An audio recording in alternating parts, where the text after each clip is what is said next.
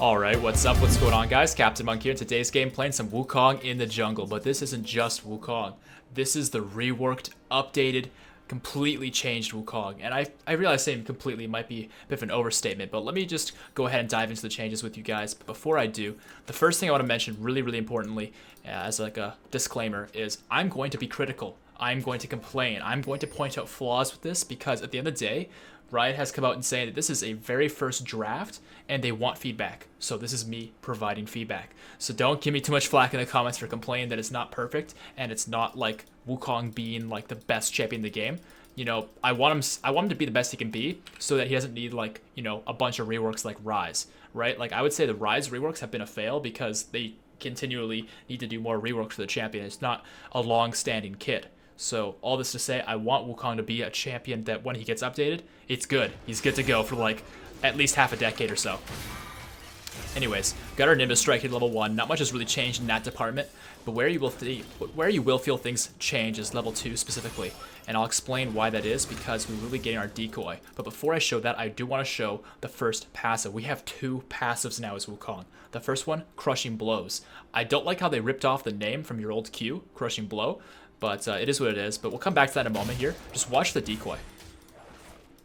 Right? So what happens here is when you press W, you kind of spin out of your decoy, and the decoy will auto-attack anything nearby. And that actually is so good for Wukong's clears. I mean, already our clears are head and shoulders above what they were before, just based off that one small change, because the decoy will auto-attack. And I'm pretty sure it autos for less damage, but only a small bit less damage. You can see the numbers show up as I'm hitting the blue buff. If you didn't see those numbers in red, go ahead and review the footage real quick. You'll see that the damage from our auto-attacks is actually really good. Like, look at this.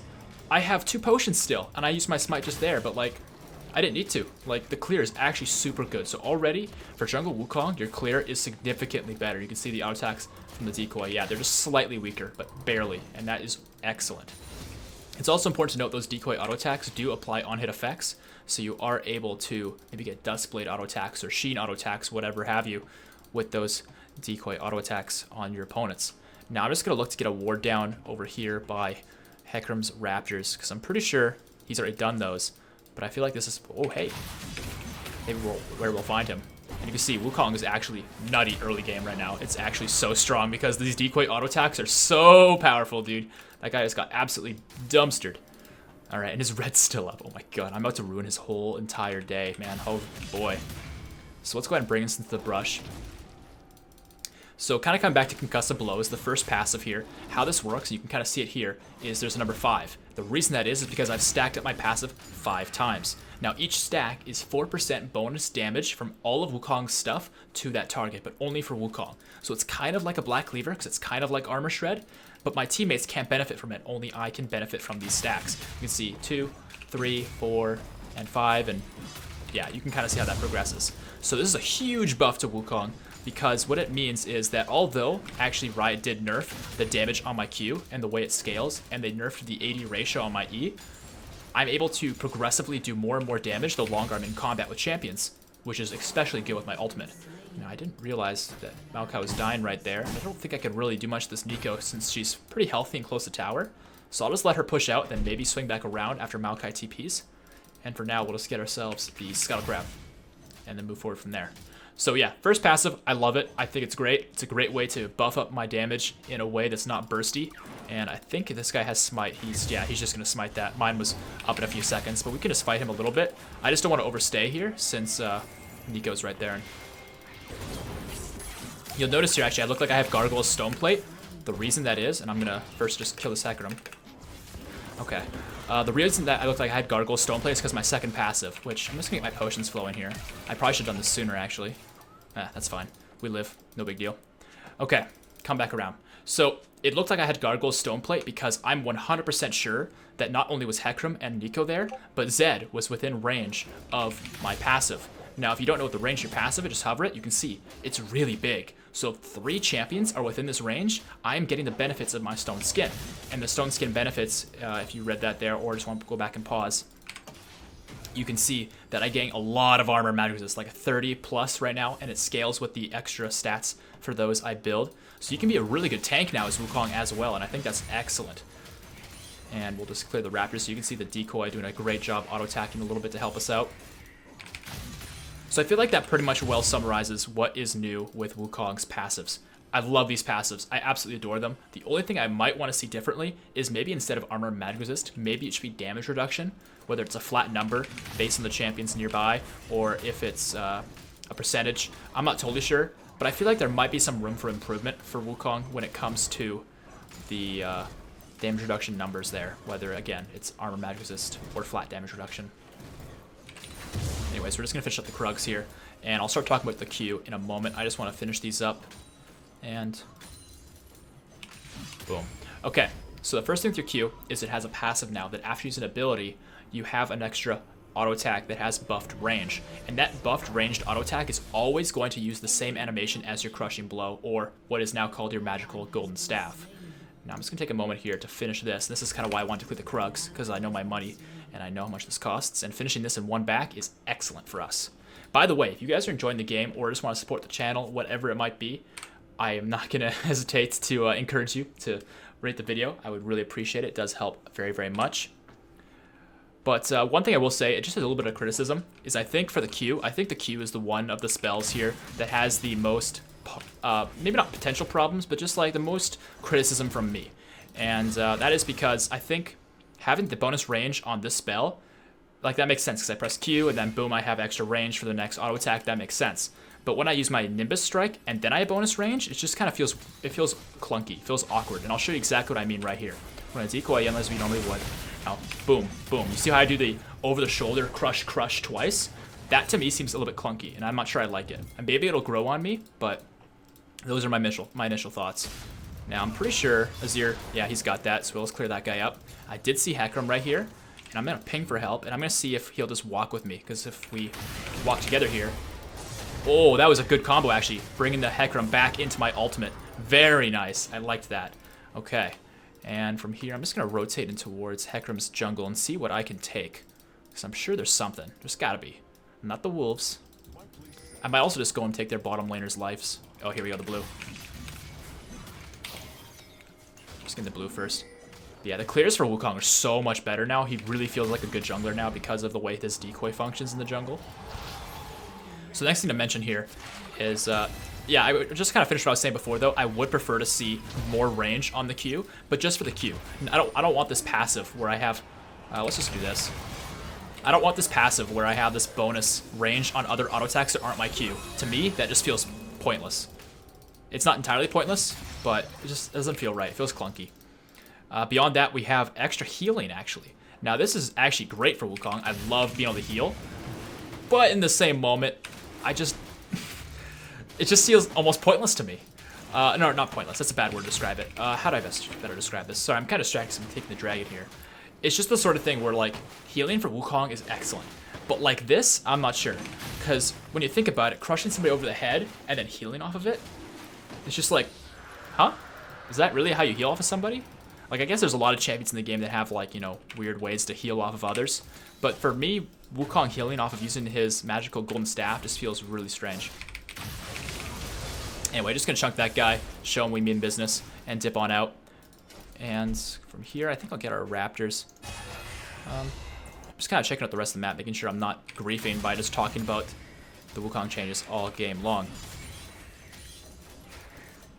Another thing to mention about the Q is it no longer deals entirely physical damage. I mean, it's still an auto attack reset, so it is going to deal physical damage in that aspect.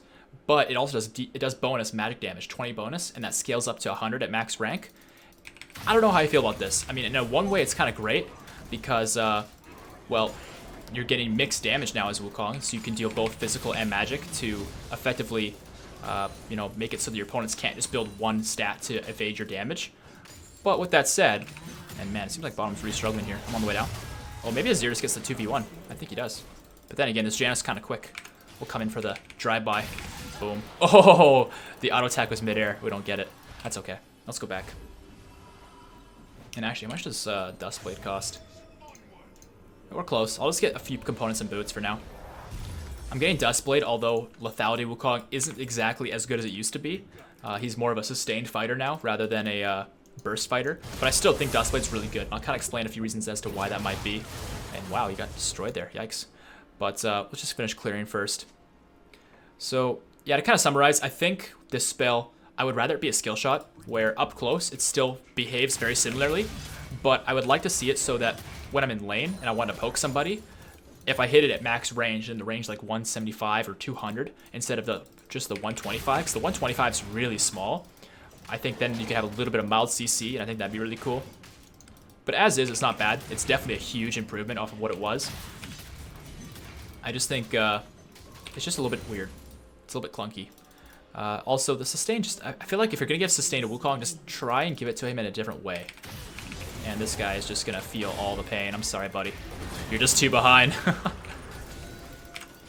Might be able to go after Nico here. I just got the... Wait, did I not get red from Hecarim? I must still have his up. Nope. Maybe the Krugs are here. Alright, the minions saw me, and the Krugs are not here. So I gotta be kind of careful of Nico for the next moment here, but I think we're okay. Oh no, there she is. And hey, control word. Excellent. Alright, so their team's made it pretty clear they know I'm here and they're afraid, so I'll just back off. No big deal.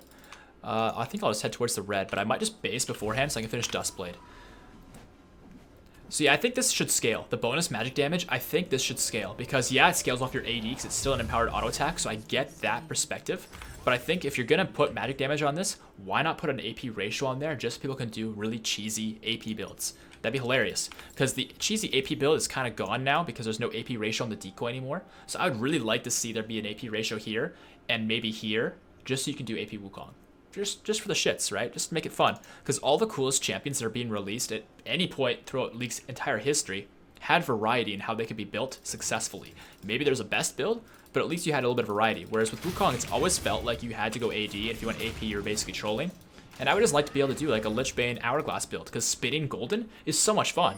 But if you only could do it once with a stopwatch so you get Guardian Angel as AD Wukong, again, underwhelming. And it looks like they're engaging right here. Ooh, yikes. Okay. I was not ready for that.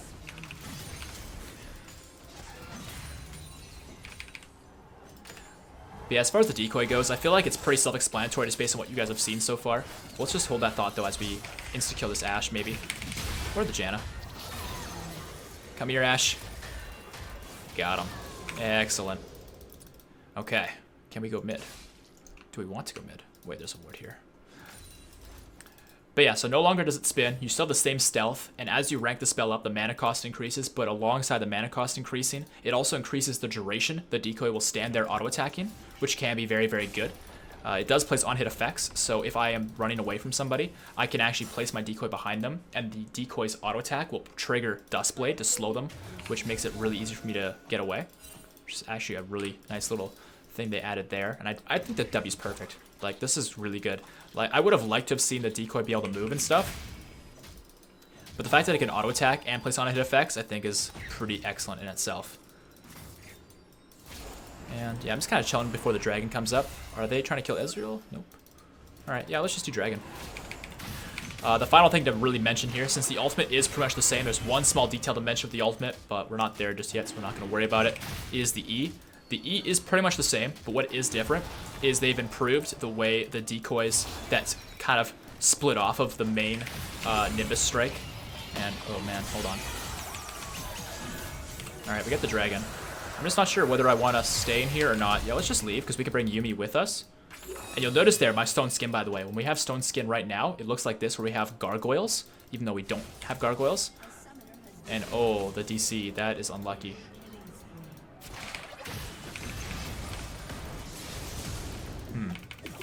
Okay. Definitely hurts. And how'd you come back? Why did you come back? That was so dumb of him. Alright, we take those. Alright, let's push this through mid. And we can probably get some damage from this tower. If Azir is disconnected and stuff, it's probably in our best interest to help him with this. And you can see the healing from our Q is actually pretty big. It is halved against minions, but it's full against minions and monsters, or sorry, monsters and champions. You can see right here in the description, halved against minions. So it's really good for jungle clearing. So they're definitely trying to push Wukong as a jungler, which I love. Because he was always, in my opinion, meant to be a jungler. But he went top just because it was an easier place to cower behind a tower and just basically wait for late game. Anyway, we'll go back here, get ourselves a Black Cleaver. I do want to go Ghostblade, but I think the synergy between Black Cleaver is just too good to pass up with our passive, the concussive blows, or crushing blows. I wish they made it concussive blows, but I think that's already a name for something else. All right, we'll head over here. So, yeah, this is pretty much the same. What is different about the Nimbus Strike now is, again, if you have multiple targets you're splitting off to, and you hit one target in the middle, let's say, the ones on the side, when the Wukongs come out of them, they're not just visually looking like somewhat like there's the Wukong splitting. Like for your opponents, they cannot tell which one's which. That's the difference. And I thought Janna was going to come around this way. Maybe not. As they're all come. Oh, hey. Alright, you're one shot. I wonder if I can smite you and kill her too. Alright, she's going to flash and get away like that. That's... and you can see how we have gargoyles right now. So when we have gargoyles, you can kind of see our stats rising in here as well. Which is excellent. Because now at this point, it's 42 of each. That's so much. Uh-oh. I think we die here. I'm going to try and kill Zed, but I'm pretty sure we die. I got the smite on him. Alright, avoid the Nico R with the dash. Oh, can't quite get her. Oh, but the red buff burns her out. Okay. We take those. We take those. That wasn't very great by us, but, you know, we get the best of it, I think, that we could have. Oh, the Janna running it down. Maybe not so much. And Azir is back, so that's good. So from here, I think we'll go Ghostblade, but I kind of want to try, like, some different items. Like maybe Titanic Hydra or something like that. Or maybe Sterix. Sterix Gauge could be pretty good. Yeah, I think we'll do Sterix Gauge and Ghostblade. But then again, we have 40% CDR. Yeah, we probably don't want any more CDR items, actually. So yeah, we'll go Sterix. So you can just 1v9, run through their whole team. So the change to your ultimate, by the way, is that it is, in fact, the exact same, other than the fact that while you're spinning, kind of like Katarina, if you use other spells during the spin, it'll cancel the spin. Whereas beforehand, you would just press W and E, nothing would happen. You could press Q and like set up for your empowered auto attack after your ultimate, but that would be as far as it would go.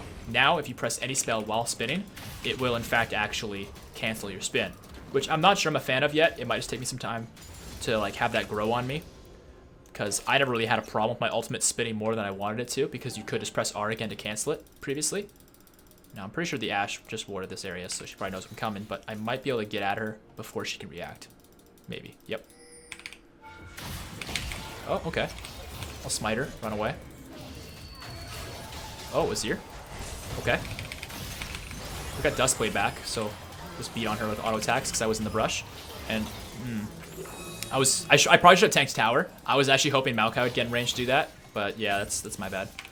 Let's just get this tower. Oh, Maokai's going in. Okay. We got Zed on us. Oh! This is actually really good. Holy shit, dude. I'm sustaining so hard because of Yuumi. Yumi's broken. Oh, get me away from Nico, please. Oh, okay. Stone Skin, though. Stone Skin kept me alive for so long in that because there's so many champions piling onto me that my passive right here, Stone Skin, gave me an extra 44 of each. Actually, almost 50 armor because I already have some armor from Ninja Tabby. So the scaling on that is really good. Damn, you get to be so tanky. Nice. Okay. So let's get Sterix. Because, yeah, I can definitely tell the way their team is playing. They just want to pile onto me. And, you know, I welcome that. So I'll just get Sterix and we'll deny that. So I guess now that I've kind of broken down some of the changes, I mean, I kind of did a bit of a combination of breaking down the changes and also mentioning a few of the things that I want to see different. I think for the next little bit here, I'll really just funnel into what it is I want to see different. Crushing Blows is great. Stone Skin is great. Would I change a few little details? Maybe. Depending upon balance, maybe. But for right now, balance is kind of out of the like, it's just, we don't really know. It's too soon to say. What we do know is just like in concept, in theory, how these things feel and what they do. We don't really know if the numbers are quite right, but the numbers are really the only thing I would change about those two passives. For the Q, I think the sustain's a little weird, but I welcome it because lane Wukong needs it, and jungle Wukong can definitely use it. Beyond that, I think having the magic damage is weird, but I think it should scale. Like with AP or maybe AD, because there are champions like Lee Sin, for example. His Tempest, when he hits the ground for his E, that does magic damage, actually. People don't know that often because it has an AD ratio. It scales with AD, so you build AD to make more damage with it. Oh, shit, my team's fighting. Let's go ahead and see if we can just...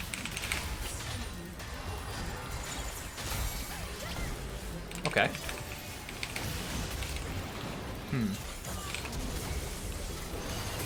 I like the way this is going for me. To say the very least. As I just ape all over the place. I wasn't even sure what I was doing for like 90% of that fight. I was really just spitting up and down the fight and just using my spells. I'm so tanky. I do so much damage. This Wukong's actually so broken. But then again, we're also really ahead. But the game's actually dead even. Like, look at how our team's doing overall. 25-26. We're getting all the dragons and stuff, but the game is actually super close. Damn, bro. And they surrendered. Okay, well, that's the game here, guys. Hopefully you guys liked it. If you did, make sure to drop that rating on the video. I would really appreciate it. And subscribe for more content. And I'll show you guys those post-game stats. I want to see the damage taken, or damage dealt, I mean, because that game was nutty. All right, with the honors, I'm going to give it to Katsuda here, just because he played support. If you're in doubt, just honor your support, because they did the due diligence of playing support. We'll get rid of these things. Excellent. S+. Went 18, 2, and 4. 21,000 damage, tons of damage. My team didn't really bring much damage, but they were looking to support me. I did bring a pre-made, and they were looking to help me get a video and look at the result. They did a great job, and you can see their team brought some heat, but not enough to compete with the Wukong. New Wukong is broken, my friends. Will there be a few things I want to see changed? Probably. But overall, guys, I am just over the moon that we actually have Riot paying attention to Wukong, finally. Thank goodness. I'm so excited to see where this can go. Thanks, guys, for watching, and I'll see you on the next one. Peace out.